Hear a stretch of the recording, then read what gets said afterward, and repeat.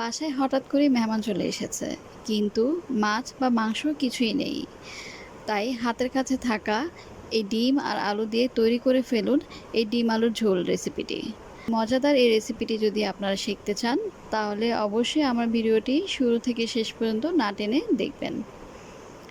প্রথমেই আমি ডিম আর আলুটাকে একসাথে সেদ্ধ করে নিয়েছি। ডিম আর আলুটা সেদ্ধ হয়ে গেছে, এখন আমি পানি থেকে তুলে নিচ্ছি। আজকের রেসিপিটি আমি হাঁসের ডিম দিয়ে তৈরি করছি।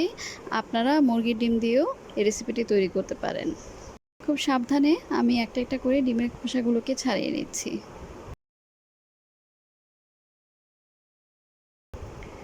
এবং সেই সাথে সেদ্ধ করে রাখা আলুগুলোকে আমি এইভাবে কিউব করে কেটে নিয়েছি। আপনারা চাইলে আপনাদের পছন্দ মতো যে কোনো শেপে কাটতে পারেন।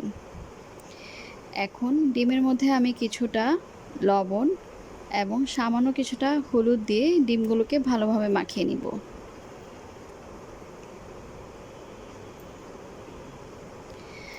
মাখানো হয়ে গেছে। এখন সয়াবিন তেলের মধ্যে আমি ডিমগুলোকে এরকম ব্রাউন কালার করে ভেজে নেব।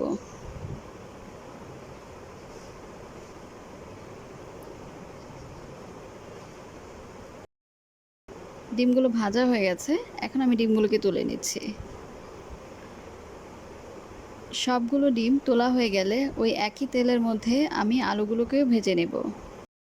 আলুগুলোকে একটু ভালোভাবে ভেজে নিতে হবে, তা না হলে কিন্তু খেতে ভালো লাগবে না।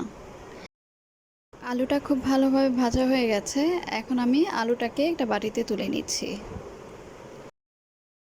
তারপরে ওই একই তেলের মধ্যে আরও কিছুটা সয়াবিন তেল অ্যাড করে আমি রান্নাটা শুরু করছি। তেলটা গরম হয়ে গেছে, এখন আমি এতে অ্যাড করে দিচ্ছি 2 কাপ পরিমাণ পেঁয়াজ কুচি। তারপরে পেঁয়াজটাকে তেলের মধ্যে কিছুটা সময় নিয়ে ভেজে নিতে হবে। তারপর কিছুটা সময় ভাজার পরে আমি এখানে অ্যাড করে দিলাম একটি বড় সাইজের তেজপাতা। পেঁয়াজটা কিন্তু খুব সুন্দর করে ভাজা হয়ে গেছে। দেখুন ভিউয়ার্স, পেঁয়াজের রঙটা কিন্তু একদমই ব্রাউন হয়ে এসেছে। এখন আমি এই পর্যায়ে অ্যাড করে দিচ্ছি হাফ চা চামচ রসুন বাটা এবং হাফ চা চামচ আদা বাটা। সেই সাথে অ্যাড করে দিচ্ছি স্বাদমতো লবণ।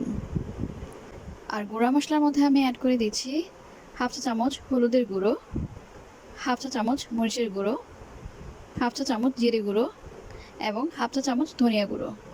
তারপরে মশলাটাকে আমি তেলের মধ্যে সামান্য কিছুক্ষণ ভেজে নেব। খেয়াল রাখতে হবে মশলাটা যেন পুড়ে না যায়।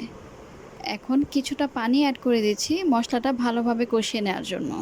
তারপর মশলাটা যাতে ভালোভাবে কষানো হয় এই জন্য ঢেকে রাখছি প্রায় 5 মিনিটের মতো। মশলাটা খুব ভালোভাবে কষানো হয়ে গেছে, কারণ তেলটা কিন্তু মশলার উপরে উঠে এসেছে। আমি ভেজে রাখা আলু এবং ডিমটাকে মশলার সাথে অ্যাড করে দিচ্ছি। তারপরে বেশ কিছুক্ষণ সময় নিয়ে আলু এবং ডিমটাকে মশলার সাথে কষিয়ে নিব। খুব ভালোভাবে কষিয়ে নিতে হবে, তাহলে কিন্তু খেতে দুর্দান্ত লাগে। খুব ভালোভাবে কষানো হয়ে গেছে, এখন আমি অ্যাড করে দিচ্ছি পরিমাণ মতো পানি। এরপরে কিছুটা নেড়েচেড়ে অ্যাড করে দিচ্ছি 5 থেকে 6টি কাঁচামরিচ। তারপরে ঢেকে রাখছি আরও 10 মিনিটের জন্য। ভিউয়ার্স, আমার রেসিপিটি কিন্তু একদমই তৈরি হয়ে গেছে। নিশ্চয়ই আপনারা দেখতে পাচ্ছেন এই ডিম আলুর ঝোলটি দেখতে কতটা লোভনীয় হয়েছে, আর খেতেও কিন্তু দুর্দান্ত। আপনারা এই সহজ এবং মজাদার রেসিপিটি আজকেই বাসায় তৈরি করে খেয়ে নেবেন।